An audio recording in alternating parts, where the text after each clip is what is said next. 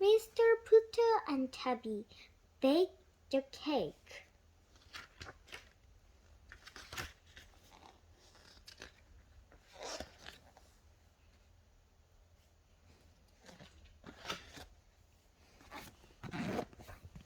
Chapter 1. A Good Cake. It was winter time. Mr. Putter and his fine cat Tabby sat at their window every night to watch the snow come down. They watched and dreamed. Mr. Putter dreamed of the big red sled he rode as a boy. He dreamed of snowmen big as a house. Tabby dreamed too. She dreamed of the snowdrifts she walked on as a kitten. She dreamed of deep tunnels through white yards. Mr. Putter and Tabby were old now. They had a lot to dream about. That is why they loved winter time. They also loved winter time because winter time brought Christmas. Mr. Putter loved to give Christmas presents. He started to thinking about Christmas present in July. He liked to think of what he could give a grocer and to the librarian and to the postman. Mr. Putter also had to think of what he could give to his neighbor, Mrs. Tabby. This was hardest of all. He usually had to think about this all the way to December. Mrs. Tabby liked strange things. He liked concerts made into monkey hats. She liked salad shakers that walk across the table. She liked little dresses for her teapot. She even liked fruit cake. Mr. Putter could live with monkey hats and walking salad shakers and dress up teapots. But Mr. Putter could not believe that Mrs. Tabby liked fruit cake. He could not believe that anyone liked fruit cake. Every Christmas, Mrs. Tabby ate mounds of fruit cake. It worried Mr. Putter. This winter, it was worrying him a lot.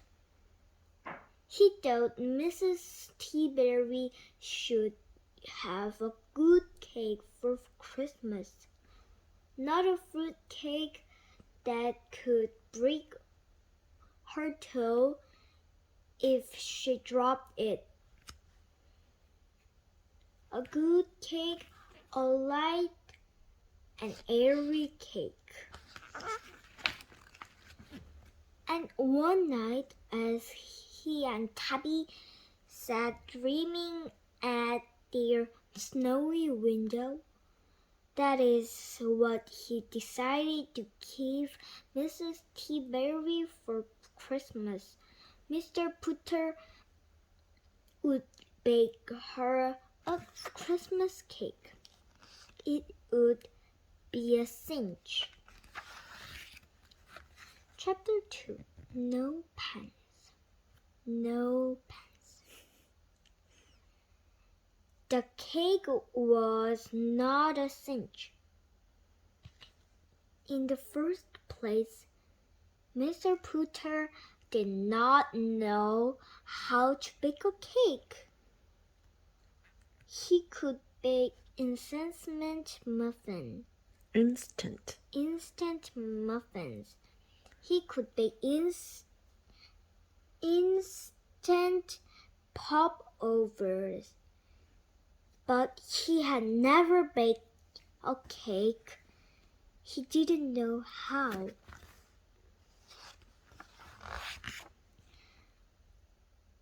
In the second place, Mr. Putter had no pans. He had muffin pans, he had popover pans, but he had no cake pans. If he baked a cake, it would have to be in a shoe smelly. Or maybe in the flower pot smelly. Or even in the hat smelly. All is smelly. But not in the cake pan, because he did not have one. And in the third place, Mr. Putter had no cookbook. He had books on seaweed. He had books on clouds. He had books on Chinese trees. But he had no cookbooks. Mr. Putter thought about no cookbooks, no cake pans, and a fact that he did not bake cakes. He said to Tabby, "Maybe for Christmas, Mrs. Tabby would like a nice cup of tea and a card." Chapter 3. Mary Sue. On a week before Christmas, Mr. Putter and Tabby took a trip to the sweet shop. It was owned by a woman famous for their cakes. She baked cakes with names like strawberry, watermelon, pumpkin, apple, brownie. Surprise! Her name was Mary Sue, and if anyone could teach Mr. Putter to bake a cake, it would be she. Mr. Putter told her his story. He wanted to bake a Christmas cake. He said, something light, something airy, something that would not break a person's toe.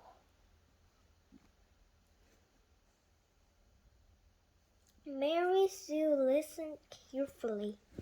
He took up good notes, and then he began to sell him things.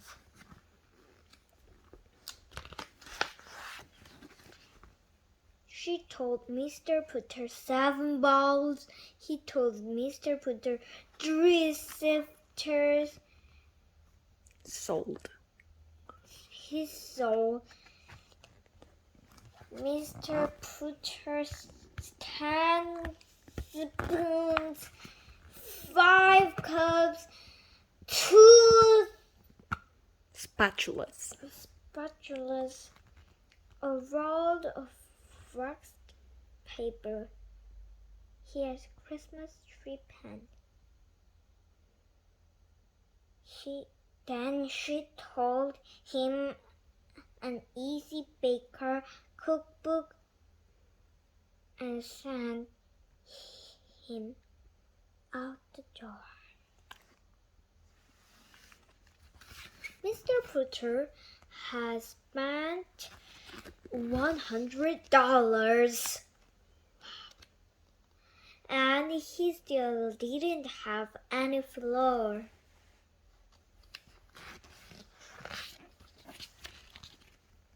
Chapter 4. Something eerie. On Christmas Eve, Mr. Pooter had everything he needed. He had flour, sugar, eggs. He had spoons, bowls, sifters. He had a cookbook. He had a pen, and he had a good cat to keep him company.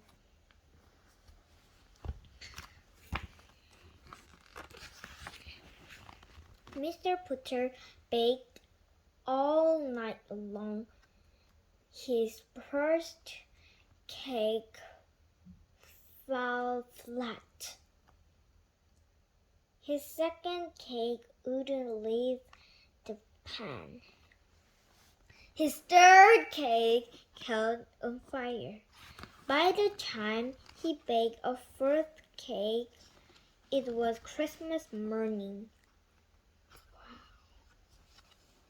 Mr. Pooter's eyes are droopy. His face is saggy. He was mourning, moving very slowly, like face.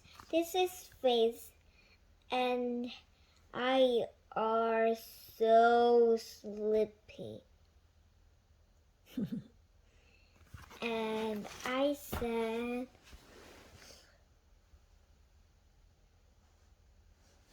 this one. It's hard to drop, right?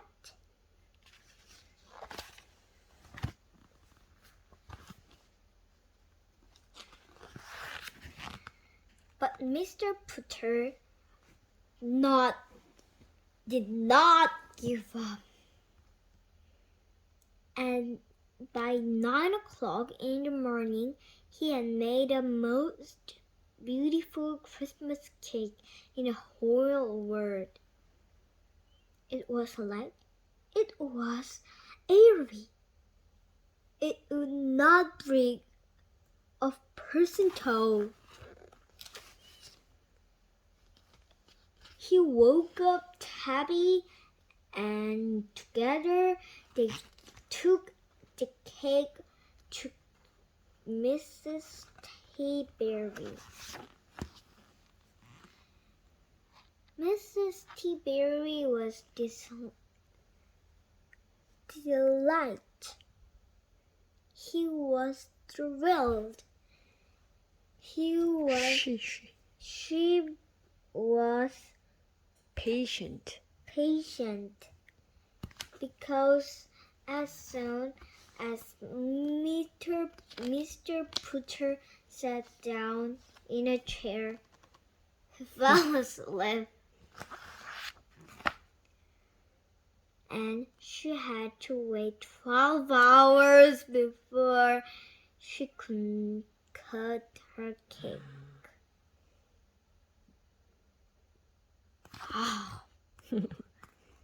She wouldn't have any without Mr. Pooter, and that is how long he slept.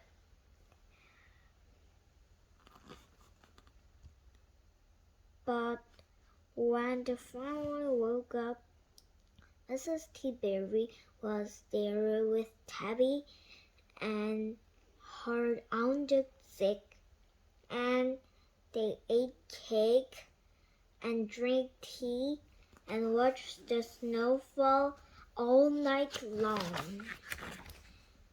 And Mr. Pooter and Tabby went home with a very nice toaster that said, America! America the Beautiful! When the bread popped up